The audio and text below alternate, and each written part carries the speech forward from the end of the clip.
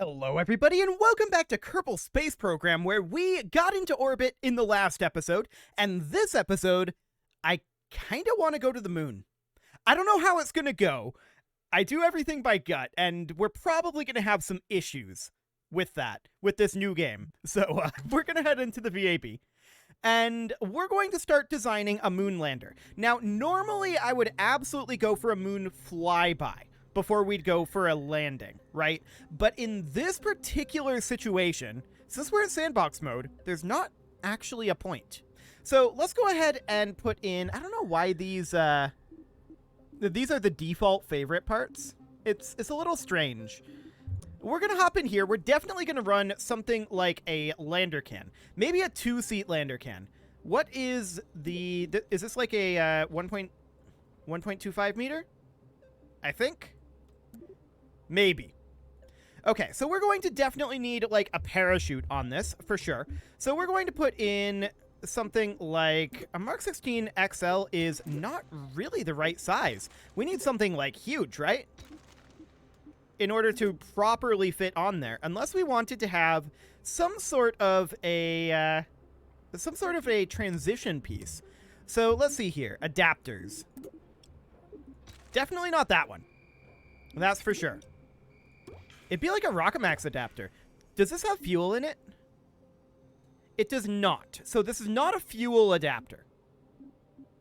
And I don't believe any of these are fuel adapters. So, are there fuel adapters in this? Yes, there are.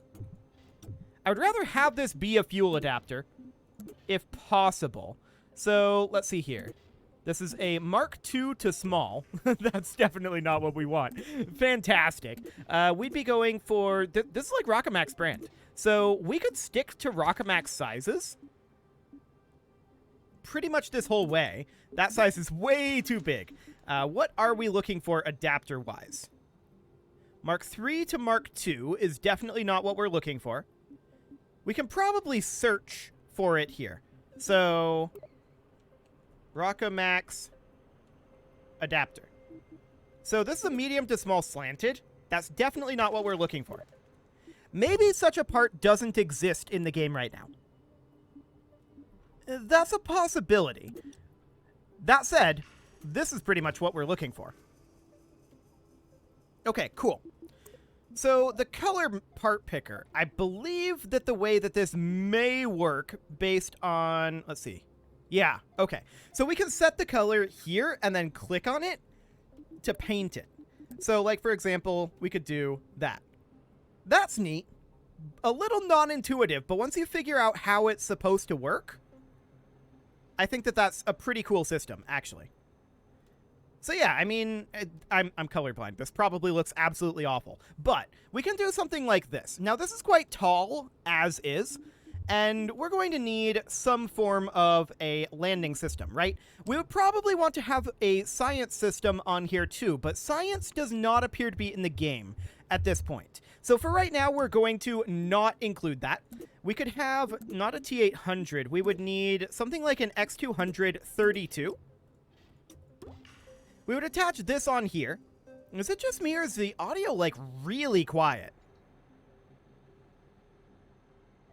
Well, we're going to see about that later on. For now, we're going to land on, since this is Rockamax size, we're going to land on, like, a poodle. On the moon, that should be decent thrust to weight, right? I think so. I think so. We're going to need... We're building this to be basically the same as some I've built in KSP1, my, like, standard moonlander. So we would put this on right around here. Excellent. And then we would put additional fuel tanks out to the side. This would be not T400s, but X232s. They would go out here. Approximately there, although I would raise them up. So we can grab the rotate and translate here and bring this on up to be about here. Now, I like to have this a nice and wide lander for stability reasons. Let's take a look at what landing legs exist. Extra small, small, medium. Large landing legs here. These might be too large.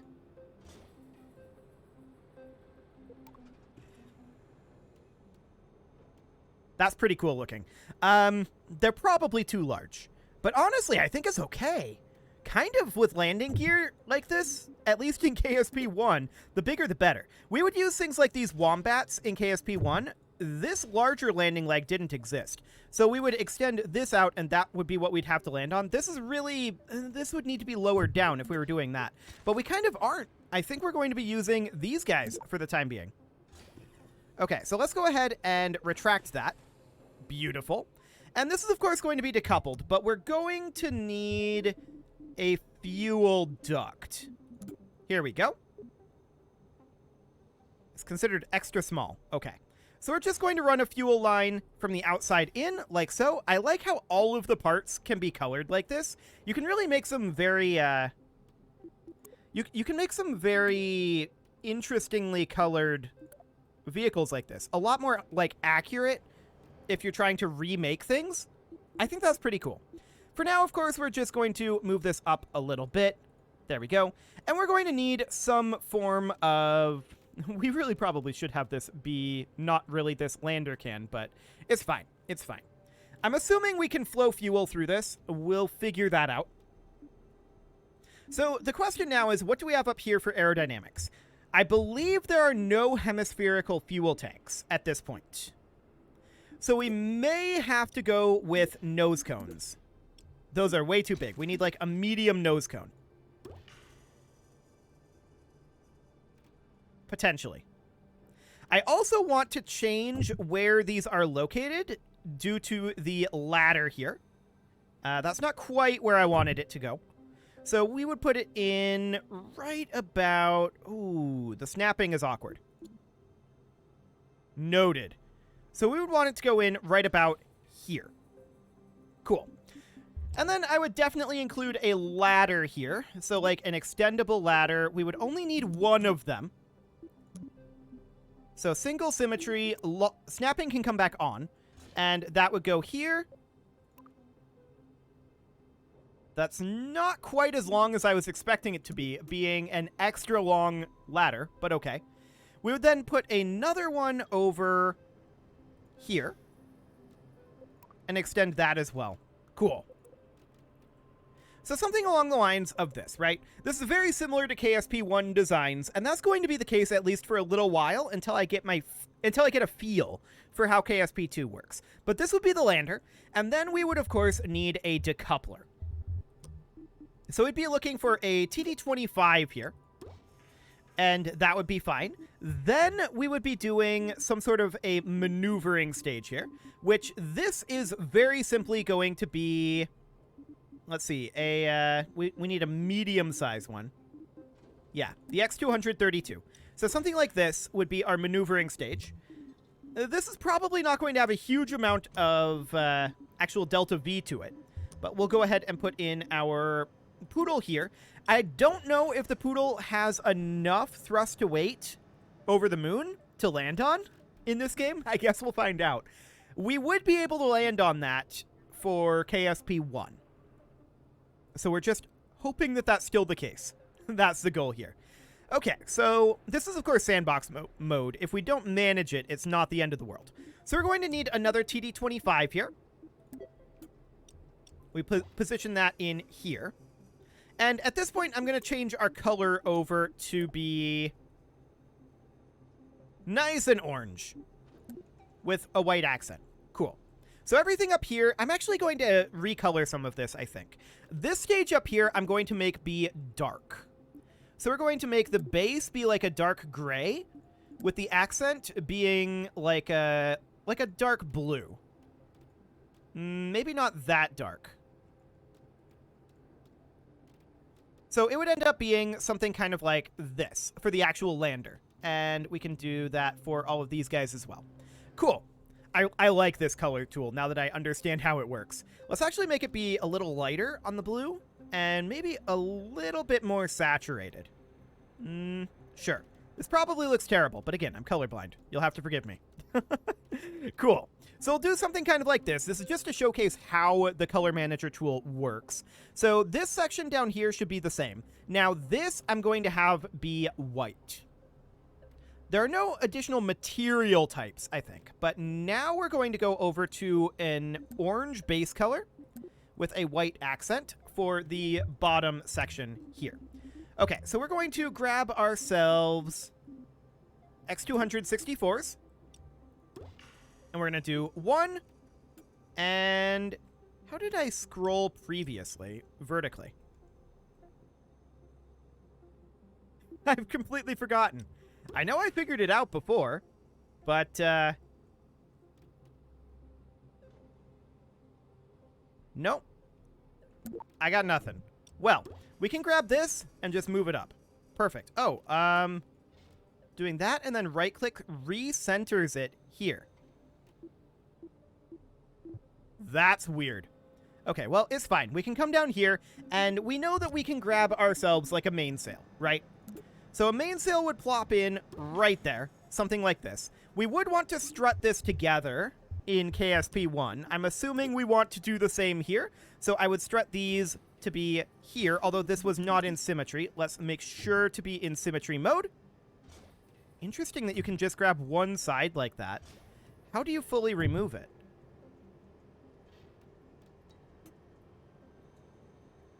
That definitely works differently.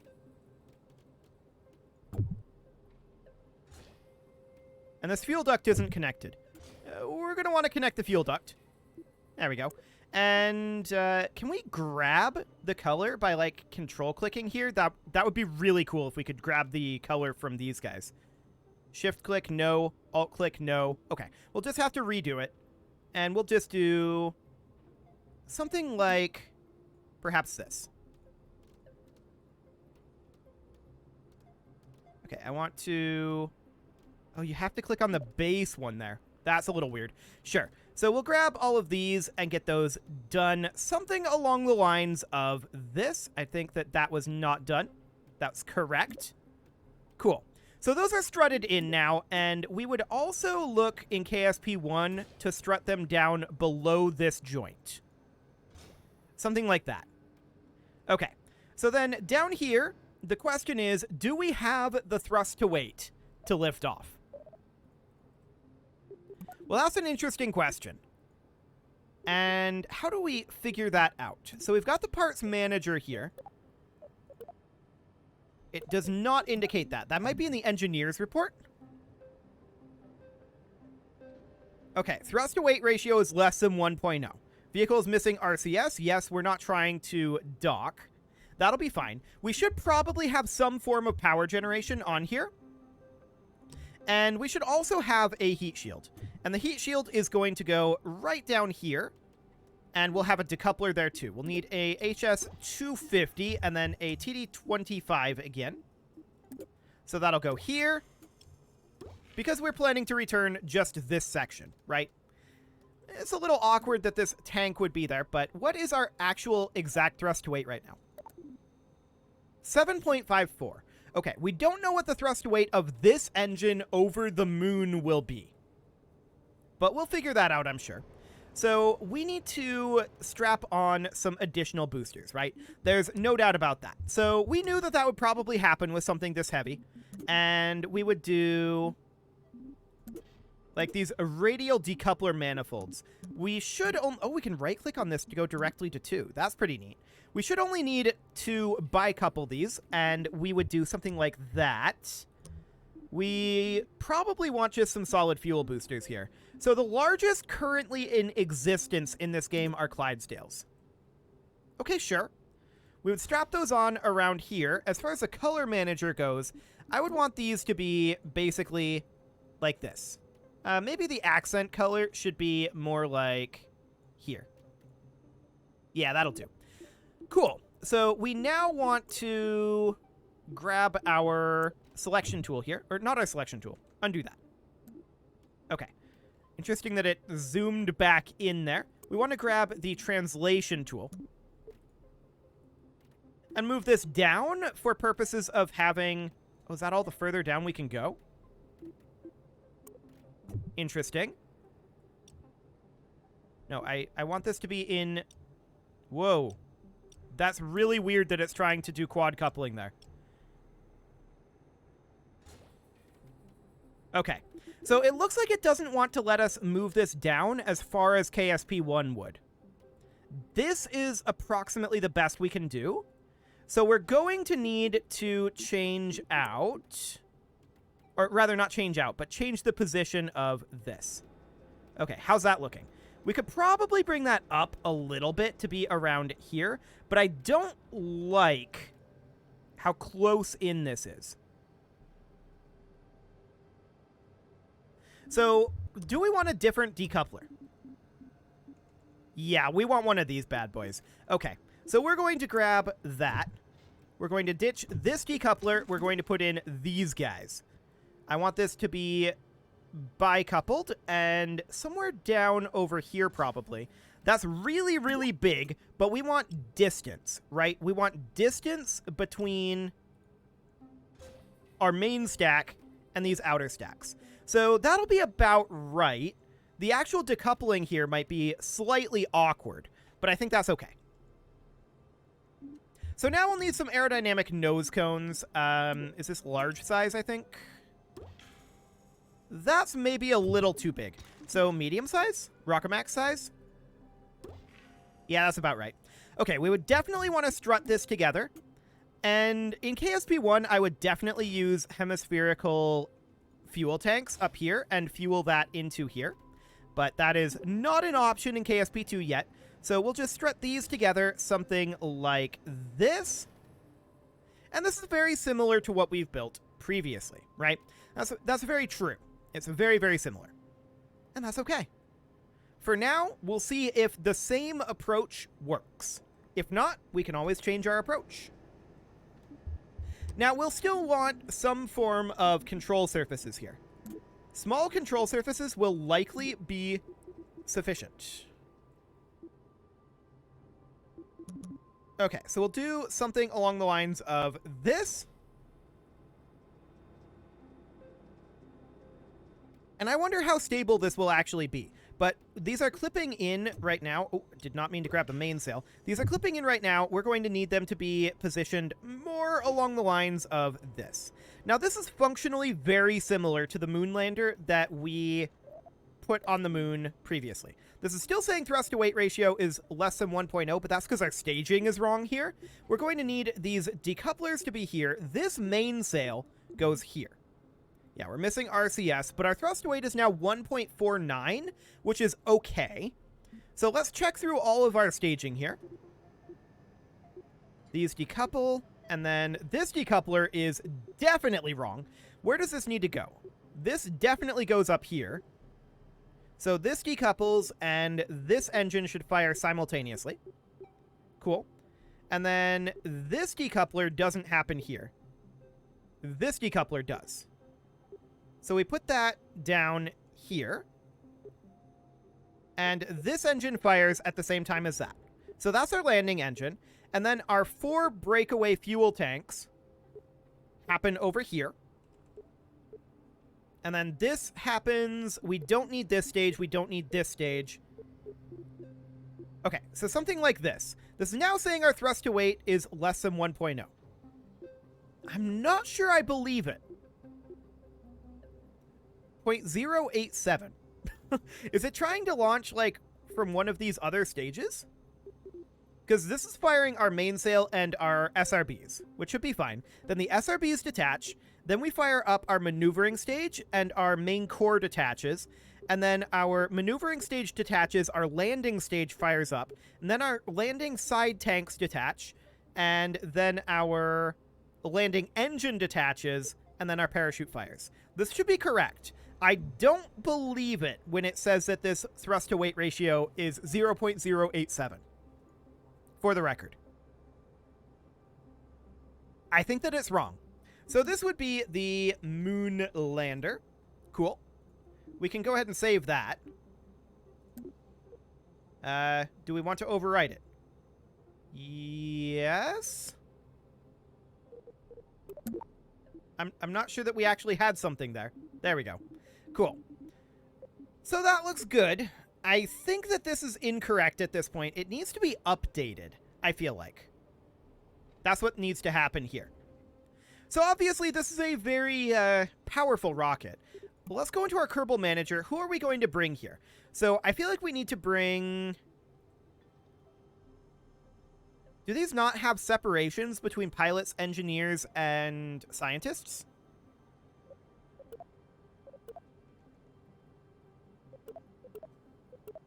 That may just not be implemented yet. Okay, I guess we'll just bring Jeb and Valentina then. It doesn't actually matter, science doesn't exist. And I'm guessing there's no, like, in-flight construction, so...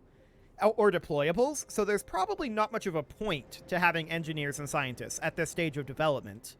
So fair enough. So yeah, we'll just bring Jeb and Valentina. Okay, this updated. 1.492. Cool. So we'll go ahead and save this again. Okay. And I think we can go ahead and launch this. This should, in theory, be sufficient to get up to... Oh, there's a blueprint mode. Interesting. This should, in theory, be sufficient to get to the moon and land and get home. At least it would be in KSP-1. Let's see if it works in KSP-2. So we'll go ahead and launch this. Are we ready to fly? Here are a few pointers. Sure. This element is your flight cluster. Up here? Sure. Oh, right. We actually did not include... I intended to. Let's revert this back to the VAB.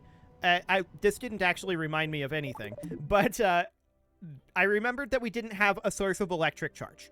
We should definitely do that, even if we don't fully understand how the electric charge is utilized. We should probably have a source. So we're going to head back into the VAB real quick. This VAB load time is a little on the long side, isn't it?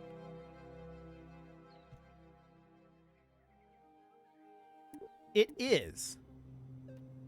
Interesting. Okay, so we just wanted to put on some power generation.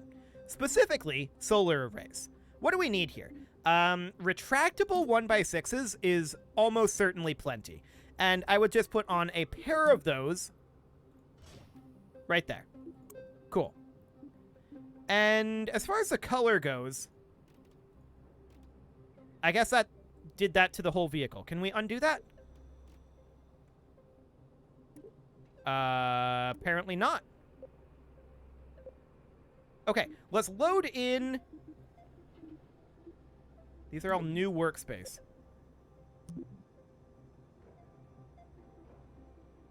Okay.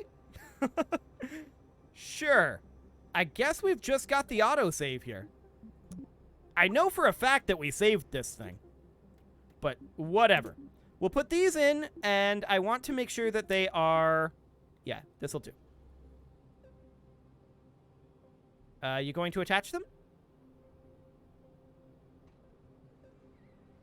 Apparently we aren't going to attach them. We need to be in this tool, probably? Yeah, that'll do it. Okay, so we're just going to call this good. I don't care too much about... Oh.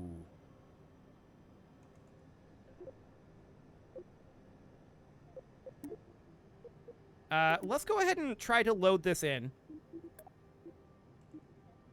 I have no idea why it's not actually giving us the vehicle that we created and saved. That's weird, right? That's really weird. Maybe it's a bug. These are all just new workspace. I mean, there's this one, which is the blueprint mode, which should be, because there were blueprints there, we were already done with the vehicle. So my question is, why is it not properly showing up in the load menu? That's a little spooky. No doubt about that. We'll just attach this guy on in. We actually need 2 of them. There we go. And now I'm going to save this. It's showing up here now. Is it because of the workspace? Maybe. I think I don't fully understand that loading system. But regardless, let's go ahead and put this out on the pad. And let's get going. We're already throttled up, and we should be good to go. That's our flight cluster. Yep, we can speed up our pause time. That's our staging stack. Yes. Cool. I already went through all of those, but that's okay. All we've got here is Bob. You know what? Whatever. It's fine. It didn't save the Kerbals, but it doesn't actually matter. I really want to get the correct Kerbals, though. Back to the VAB. Oh, boy. Sure. So because we went back to that autosave, that was why it didn't save the Kerbals, I think. That said, KSP1 didn't save the Kerbal assignments, just period. And you just had to put them in repeatedly in this situation. So I guess we'll see if KSP2 actually saves the Kerbals once I understand how that system works. But let's go into the Kerbal Manager. We were going to bring Jeb and Valentina for old time's sake. Okay, let's put it on the pad and let's actually launch this thing. It looks like we're not going to be landing on the moon this episode, but SAS is on, throttled up already. It's convenient that those are there by default. And let's go ahead and lift off here. So if we hit space, I think we automatically go. But if we hit this, I think the countdown happens.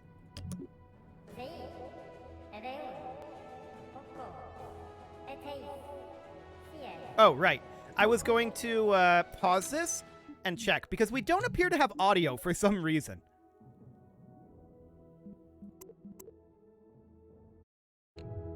I don't know why we don't appear to have, or it's very quiet. Oh, I know what it is. We have audio. It's just muted in my headphones. Windows has started doing this, and I don't know why. Give me 1 second here. Okay, I've got it fixed, and you should have been hearing audio that whole time. That whole time. But I wasn't. Okay, let's resume this. Yeah, there we go. We've got audio.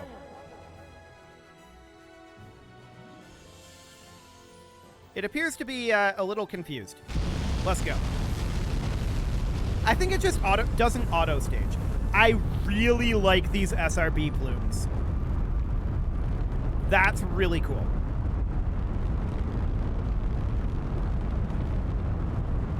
Yep, I like that a lot. So we're moving at about 70 meters per second right now. We know that we needed to be less aggressive on our gravity turn. So we're going to wait until our apoapsis is a decent amount higher. It looks like we're veering off to one side from this angle, but we actually aren't. Okay, so we're going to start this gravity turn once our apoapsis is like 15 kilometers. Our SRBs are going to burn out in a while here. But our altitude is continuing to increase. We are pulling down, which I'm going to try to fix, and I'm also going to bring us over this direction a bit. Ooh, we're definitely pulling downward.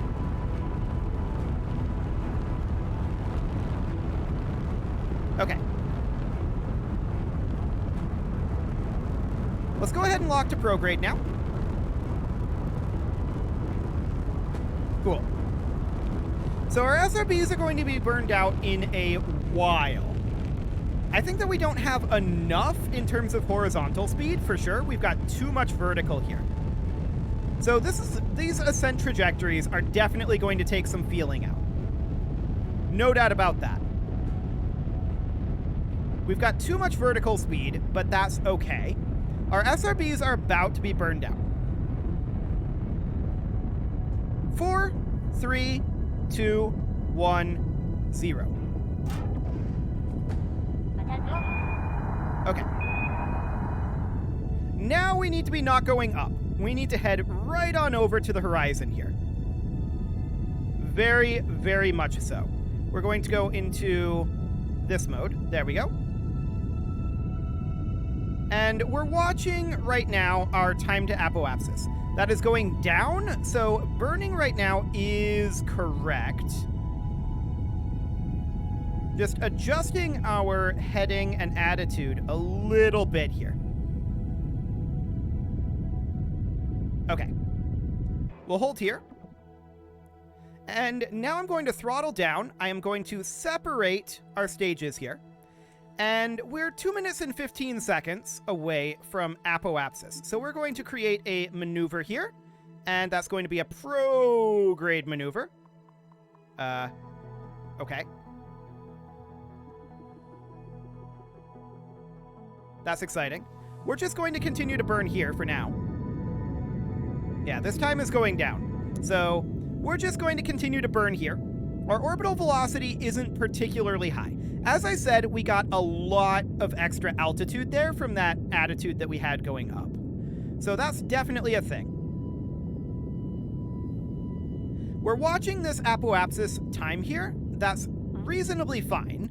We want to just continue to get as much horizontal speed as we can. I'm trying to turn us over here. Did we not move? Okay. We didn't actually move with the map open. Despite the steering modifier updating. That's interesting. Actually, we're just kind of losing attitude there, but there we go. I want to be positioned exactly right here. Cool. Our orbital velocity is not great, is it? And going down. That's exciting. We had a lot of vertical speed there. Feeling out that gravity turn is, I think, going to be a very big deal. We're going to need to do that. But if we need to abort this, we can. It's not a big deal. Oh, this thing has a lot of momentum to it. Wow. That took a very long time to start turning back. Noted. This is going to take some practice to get used to this feel. That's for sure. Okay, we're going to just lock to prograde for right now.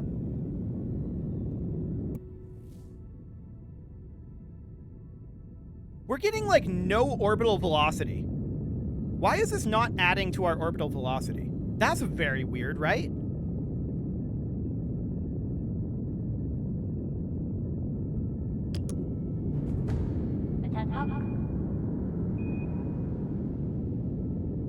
I wonder if that's a bug.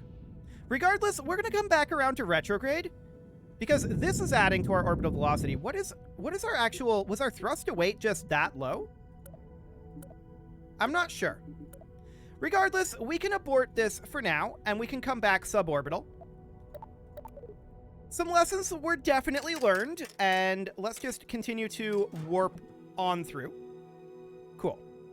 We're now in the atmosphere, and I'm going to begin burning this direction for attitude control and to help slow us down. We can see that our orbital velocity is increasing. I wonder if we never properly... Oh, now our orbital velocity went up quite a lot. I think we were actually somewhat fine.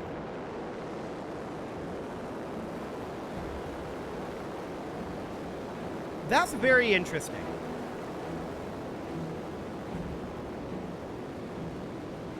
That's very interesting. I think we had a bug in our readings here.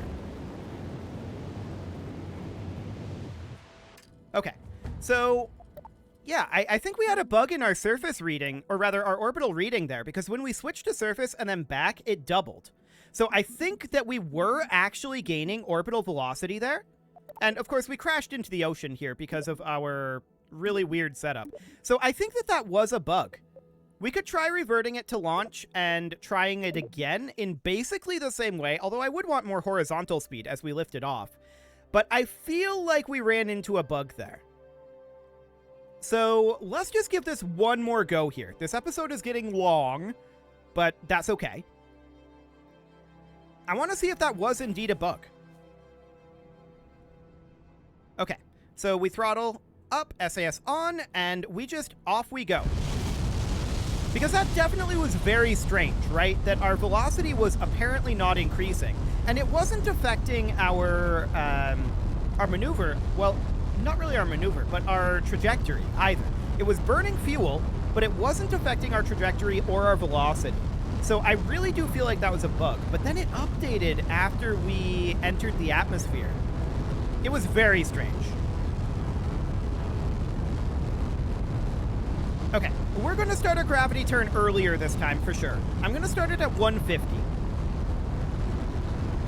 We're going to head on over to about here. It's not pulling down this time either, which is interesting.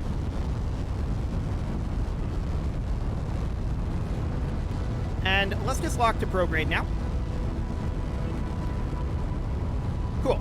So this time we should have a lot more horizontal speed, right? This is actually feeling much more like KSP1 in terms of the gravity turn. Like, I want to be a little more aggressive than this. Let's bring this guy on over. We'll SAS to here. We are in surface mode right now, so that is noted. Well, let's just keep this in stability assist for the moment. Bring it on down. Okay, let's go back into prograde now. We could swap into orbital mode, and that is definitely something that I'd like to do. Cool. Our SRBs are going to burn out in about... I like how this is like 1 second per unit. That's fairly convenient. 5, 4, 3, 2, 1, and 0. I don't like how the plume just, like, instantly vanishes. I feel like that needs some work. Our apoapsis is now plenty high, so we should certainly be heading over towards the horizon at this juncture.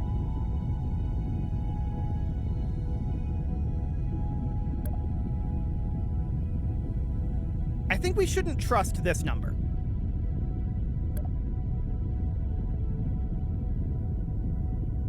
Yeah. I think that we shouldn't trust this. That's, I think, what our problem was last time. So, this does not appear to be updating. Well, we actually burned out that stage. So, let's just go ahead and commence this next stage. Is this now updating? Well, let's go ahead and create a maneuver plan here.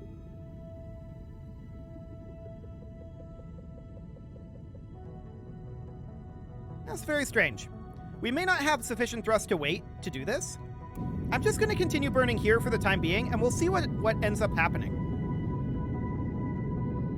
So I'm just going to park us here at the horizon. This must be our burn time remaining. No, that's our delta V. Never mind. That is our delta V. So we definitely are lower on delta V than I'm expecting. I think that's very clear here. This rocket is going to need redesigns, so I guess this will work... Well, this is saying we have another 5,000. So I guess this thrust to weight is just incredibly low.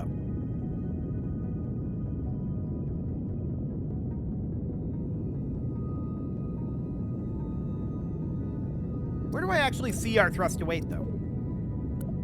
Let's see, that's the parts manager there. It would be nice to know where that is.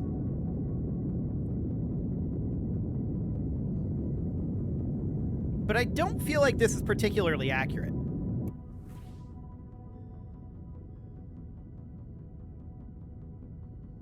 Okay. We see that our time to apoapsis is coming down. But let's just go ahead and do like 50x time warp under thrust. That's pretty cool.